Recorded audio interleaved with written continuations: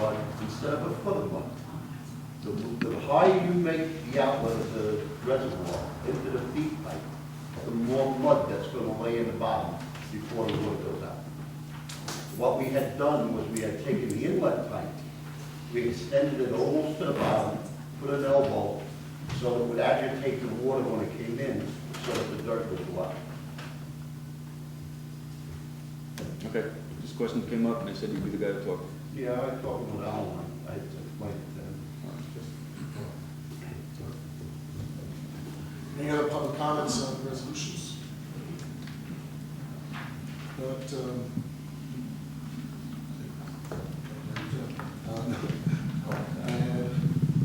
I'd like to make a motion that we advertise for bids for repairs to the Smith Reservoir. I'll second. All in favor? Aye. Opposed? Motion carries. So advertise. Can I make a motion that Rick oversee the estimating? I'll second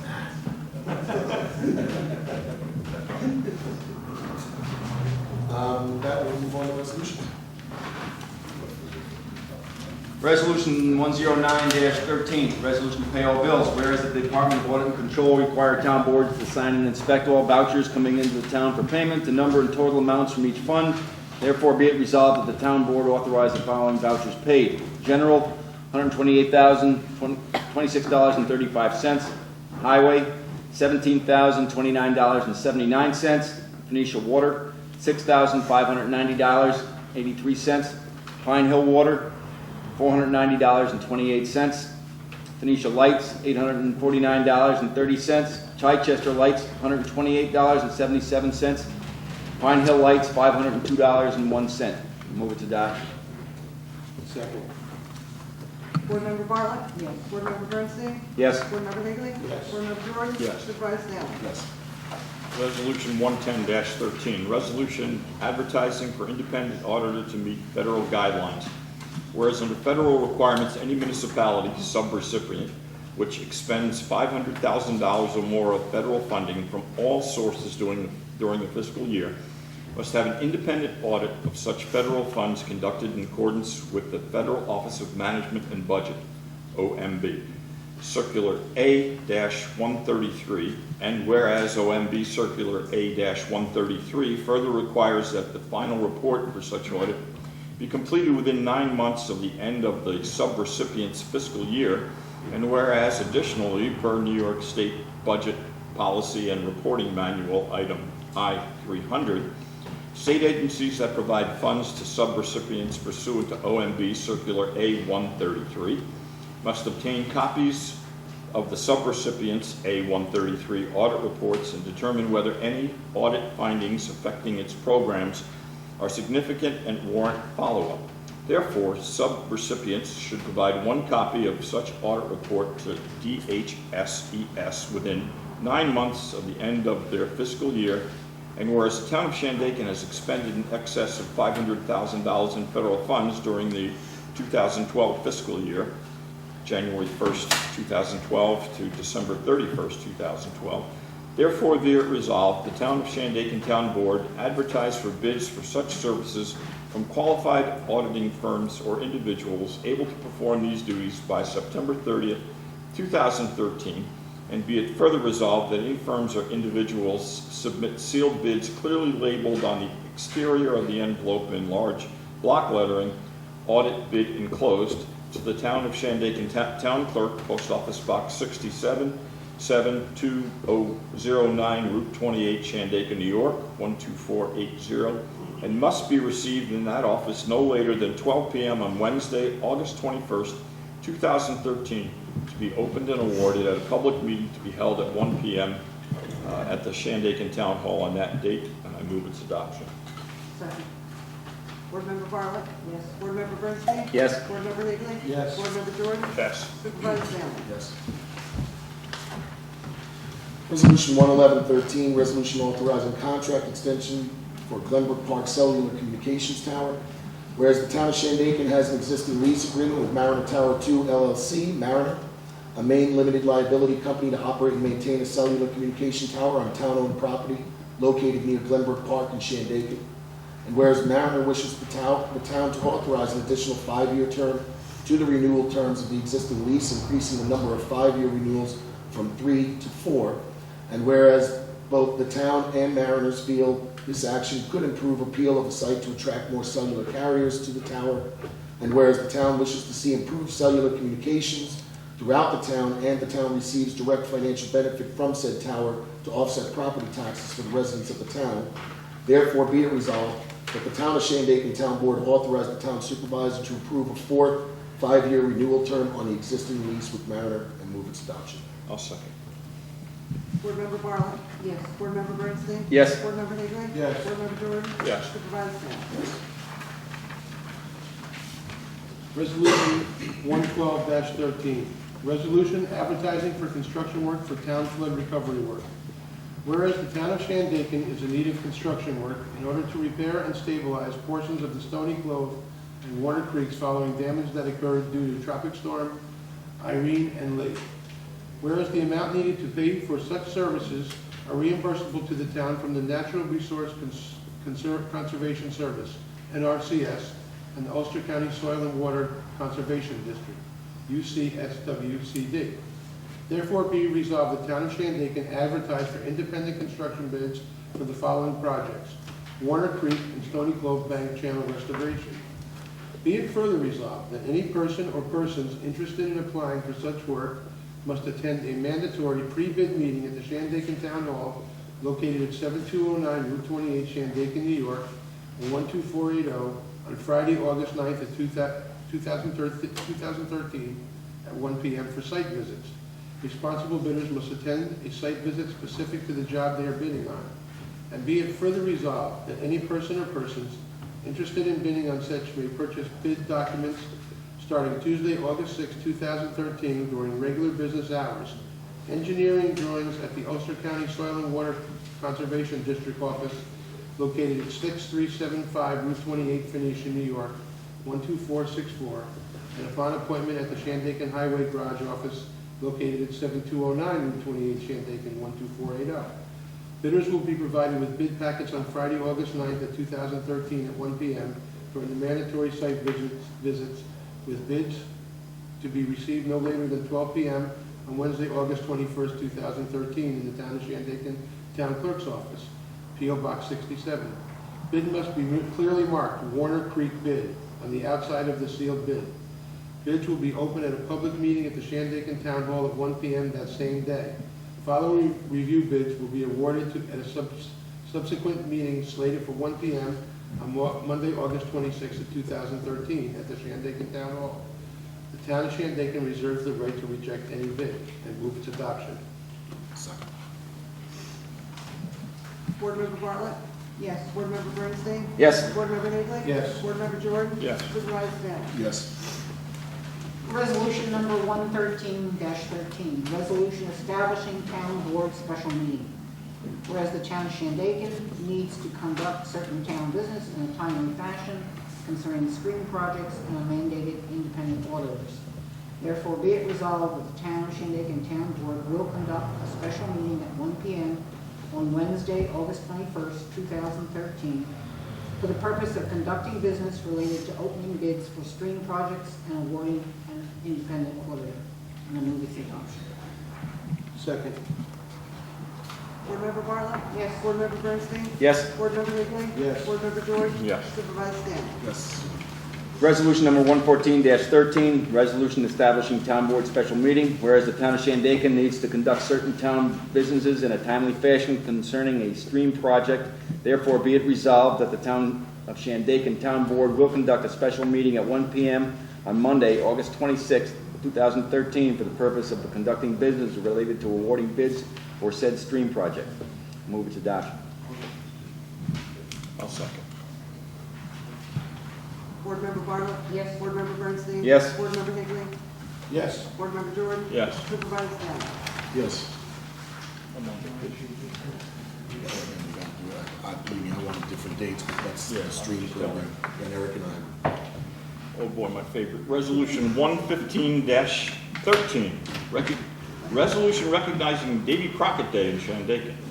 whereas the town of Shandaken has been home to a variety of characters and individuals who have been recognized for their contributions to our local community and heritage, and whereas one of those characters, Mr. Davy Crockett, whose statue has resided on Main Street in Phoenicia and is considered an iconic image of Phoenicia for residents and visitors alike, and whereas Mr. Crockett apparently was born on a mountaintop in Tennessee. I can't sing the rest of them. Promise, no singing. I went to the Festival of Voice and practiced. Keep going. All right. I tried. Sorry, Tina. Self-proclaimed greenest state in the land of the free, raised in the woods so he knew every tree, and killed him a bar, not a bear, a bar, when he was only 3. And whereas Mr. Crockett went off to Congress and served a spell fixing up the government and laws as well, took over Washington, as we hear tell, and even patched up the crack in the Liberty Bell. When he got home, his politicking was done, while the Western March had just begun, so he packed up his gear and his trusty gun, and he let out a grinning to follow the sun. Whereas Mr. Crockett, that is Davy Crockett, is the king of the wild frontier, and everything west of Boyceville is frontier. And whereas members of our community would like to hold a special celebration acknowledging the reestablishment of Mr. Crockett along Main Street, Phoenicia, with an event to be held on the 227th anniversary of his birthday, Saturday, August 17, 2013, including a Davy Crockett look-alike contest and maybe a bar or two. Therefore, be it resolved that the Town of Shandaken Town Board hereby recognizes Saturday, August 17, 2013 as Davy Crockett Day, and welcomes all visitors to join us at high noon on Main Street, Phoenicia, in the events and celebration. And then, can I sing the theme? And I'll move it to adoption. Second. Yes, at the event, no problems. Board Member Bartlett? Yes. Board Member Bernstein? I have to abstain, he's a relative. Is there any financial aspect to that?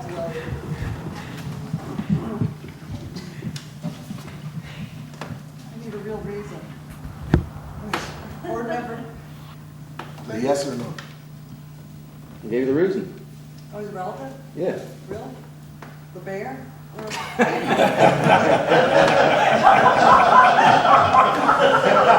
Him too. Board Member Nicolay? Yes. Board Member Jordan? Yes. Supervisor Stanley? At some point you did. Open public comment. Bart.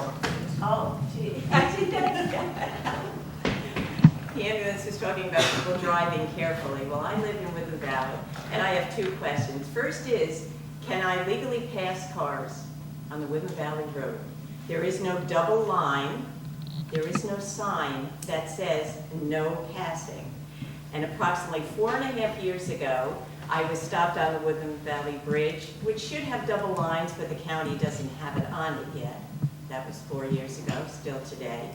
And I put the blinker on, and a woman behind me saw the blinker, passed me on the bridge, and as I proceeded on to go right to my house, she passed me again. I nicely called the police and parked in front of her parking lot so she couldn't get out, and the police showed up.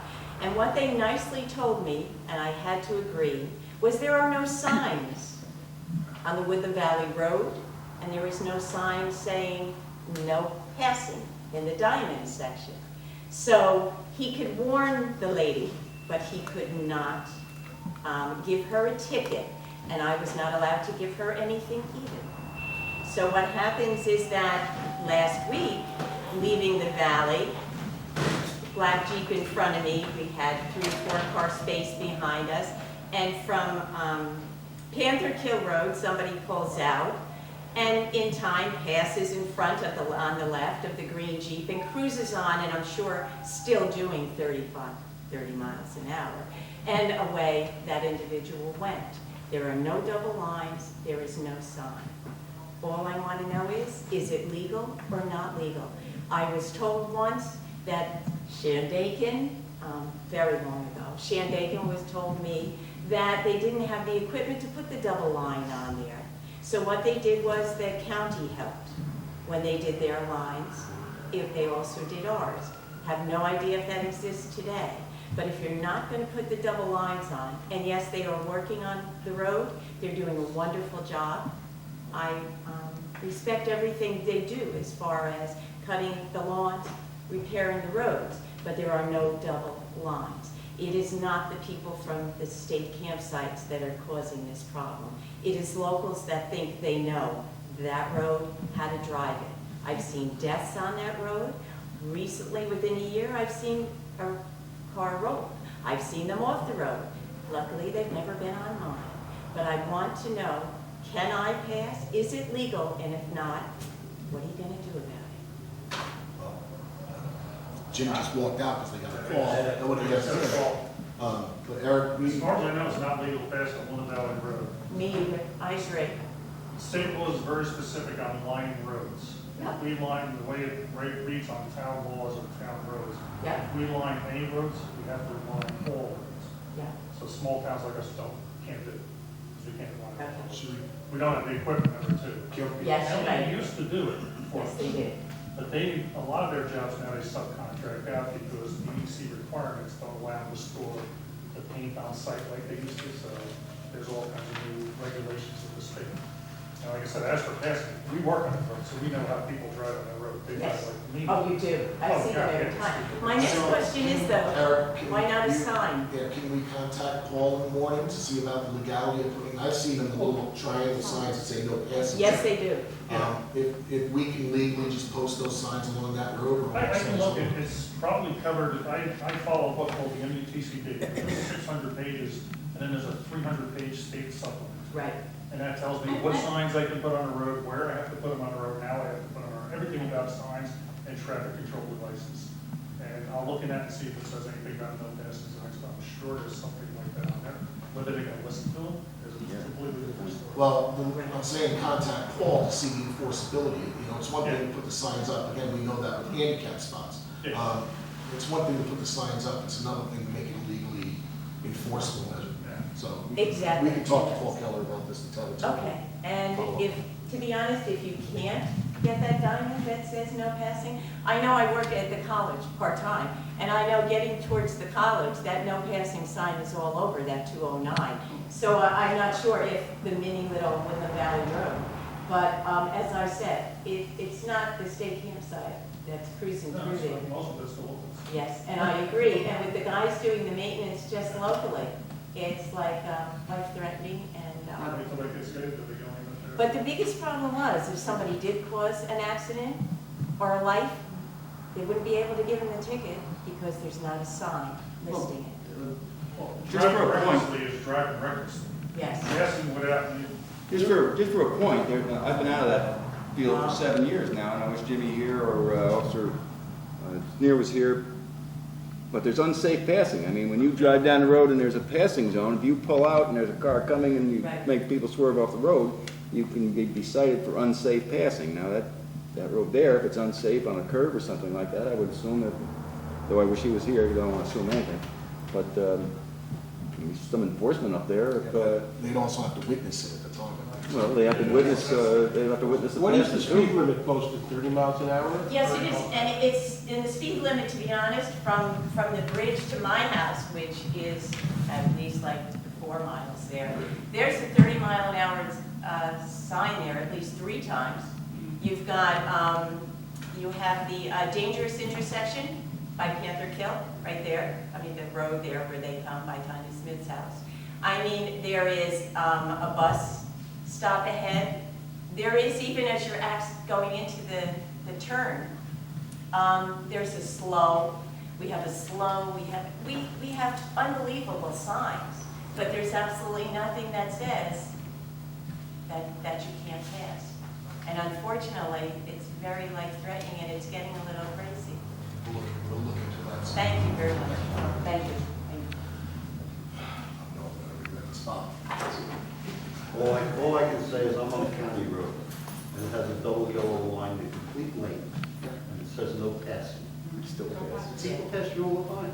They don't look at signs or read the They signs. go below the line, they don't enforce it. And you can't have a cop there every minute to watch everybody when they're driving. Yes.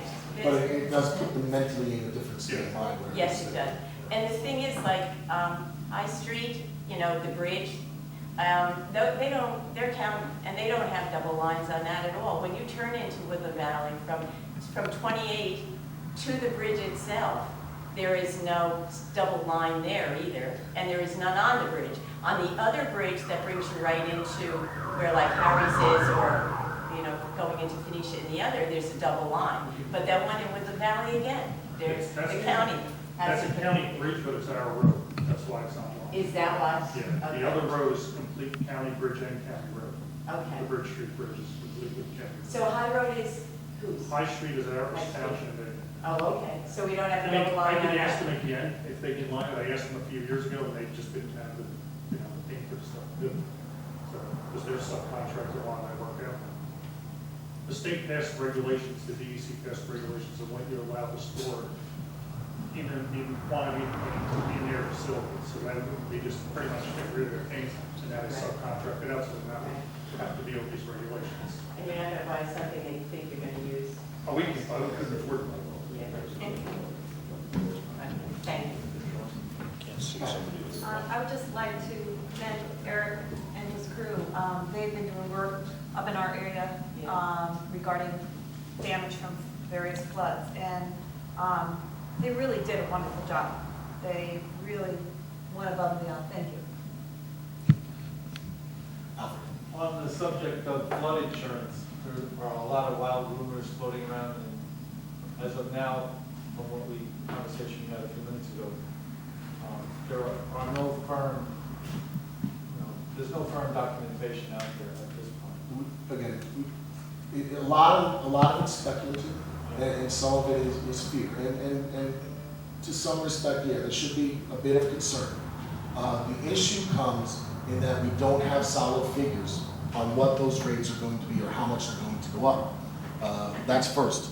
Second of all, the fact of the matter that we don't have elevation certificates for a lot of residents or homes. We don't know what that differential is between, are they above floodboard, below floodboard, 2 foot above. That makes a disparate difference between what the rates are and what they could be. Again, the federal government is still discussing this issue. They're not quite clear on what those rates are going to be. They do know they are going to go up, but without certificates of elevation to validate where you stand in the current floodplain and where you stand in what's going to be the floodplain, it could be huge. So it could be, yes, it could be thousands of dollars. Some estimates are saying you could see rates go from maybe $1,000 a year up to $10,000 a year. I mean, it's that dramatic because they're going away from that subsidized rate to the actuarial rate. But it's at this point, a lot of it is speculation. We're hoping as time progresses, we're going to get some of this information coming quite quickly. So, Thank you. sure. Any other questions?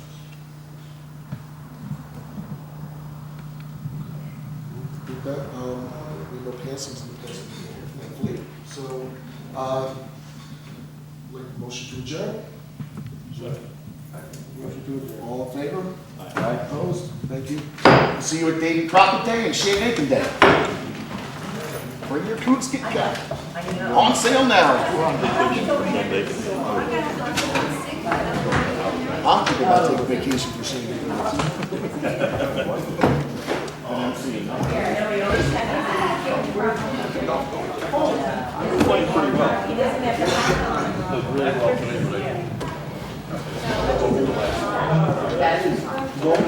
Is that on your father's side or your mother's side? Distant on your mother's.